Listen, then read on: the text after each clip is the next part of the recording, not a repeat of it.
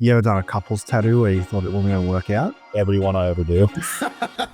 What are client red flags? There's definitely some tattoos that or some people, definitely you can kind of see them coming a mile away once you've had a bit of experience and you sort of want to steer clear of tattooing, those types of design/people. But from your side, Brent, we'll kind of start with you. Was there ever a client early in your career that you just flat out said no to, or a tattoo that you've just turned down? I'm gonna be honest, when I was first starting getting into it, I did not turn down anyone. If I turned down someone like the dude teaching me would have been pissed. He was like, just figure it out. So I did everything, which means busted a lot of tattoos.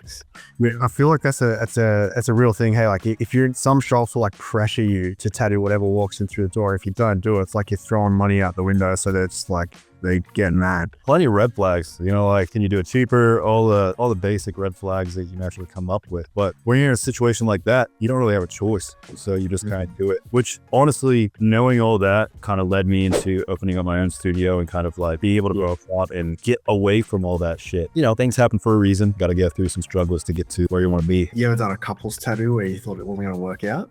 Everyone I ever do.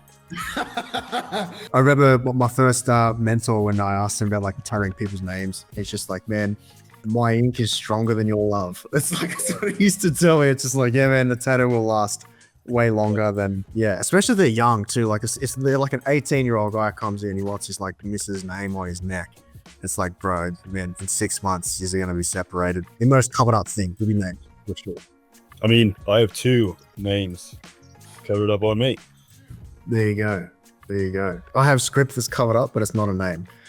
It's something else that I no longer represent. I had boats and hoes on my phone.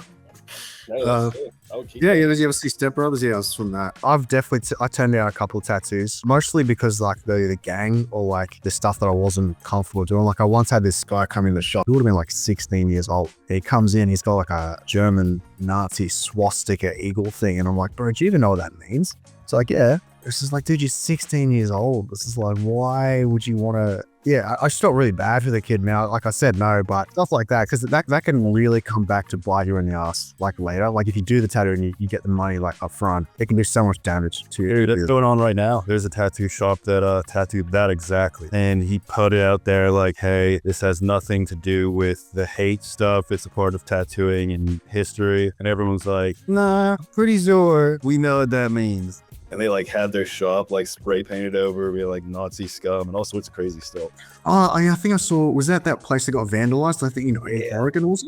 Yeah, I heard Jason Sweet was talking about that. if any of you guys don't follow him, he's been in tattooing a really long time. He has like definitely some wisdom. You should guys should check him out. I guess his comments now. Let me see a comment. Damn, who hurt y'all so pessimistic about a relationship? I just see it.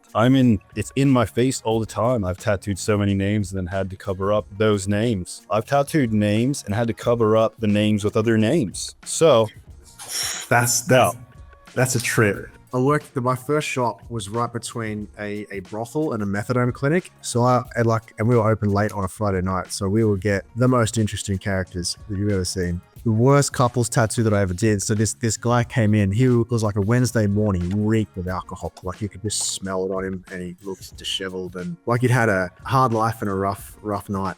But anyway, he comes in and you can tell like he's missing an eye. Like he literally had one eye, and you could tell he's just like, okay, this guy's like a pirate. Yeah, he didn't have passion up. He was just raw dogging it. He walks in with his girlfriend, who was like definitely way less into drugs than what he was. But anyway, she was getting his name tattooed on him, and I'm like, whatever, no problem. People are gonna do what they're gonna do. I didn't want to judge. So I was doing the tattoo, and we get about halfway through, and I just had to ask this, like, bro, how did you lose your eye?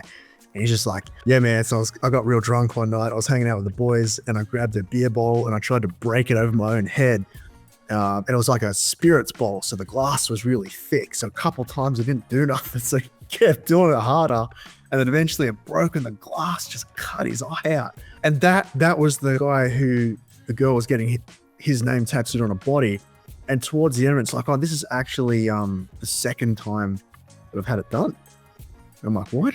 And she's like, well, yeah, like he cheated on me like last year, so I got it covered up, but now we're back together, so we'll get it back on. Whoa.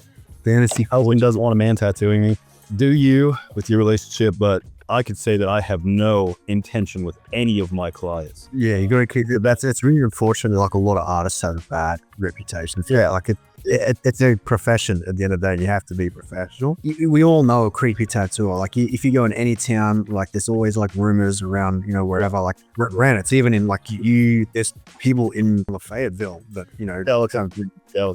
Gallatin, my bad. There's like, tons and tons of stories and stuff like that.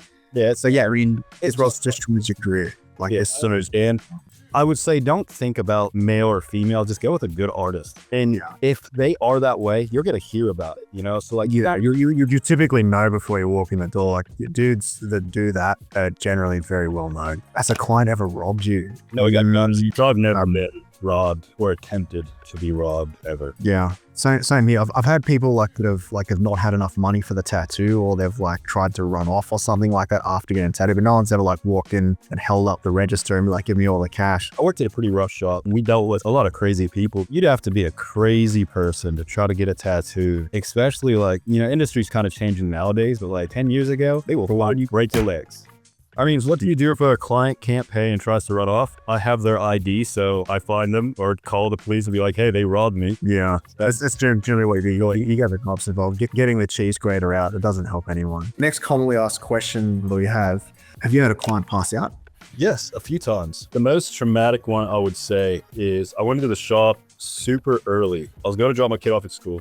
I'm pretty bad with schedules with schools. I don't look that up, and it was a day that their school was closed. So I was like, okay, kid, you're just coming with me to the shop today. So we went to the shop. I was tattooing a lady, and it was on her arm. And she was kind of like sitting up with the armrest, and she was like, just give me a second. I'm not feeling very well. She goes to like stand up, and I'm like, okay, just hold up. She goes down hard.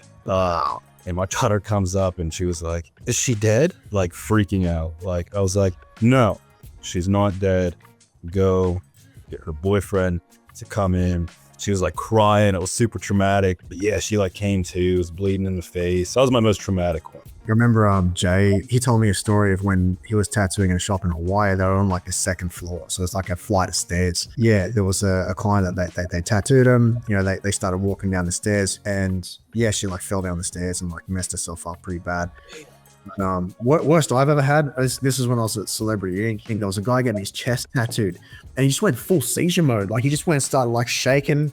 And I've just like put my gloves against his chest to kind of keep him on the chair. I thought it was having like an epilepsy thing, but he's just like has like a spasm, and then he kind of comes to and acts like nothing happened. Like, bro. Yeah, some people, especially in like jiu-jitsu and stuff, like when they go out, they'll make funny noises and like seize up, but they're not actually having the seizures. Next commonly asked question: have you ever had clients flirt with you, give you their number?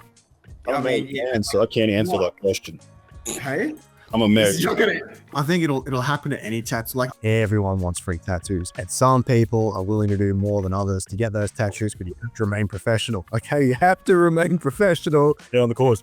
It's your career. It's literally don't mix business and pleasure, because it's just dumb. Okay, there's no other profession where it's like that. Like if you go to a yeah, it's like when the pizza guy comes in, it's like, oh no, I don't have any money for the pizza. Come on in, buddy.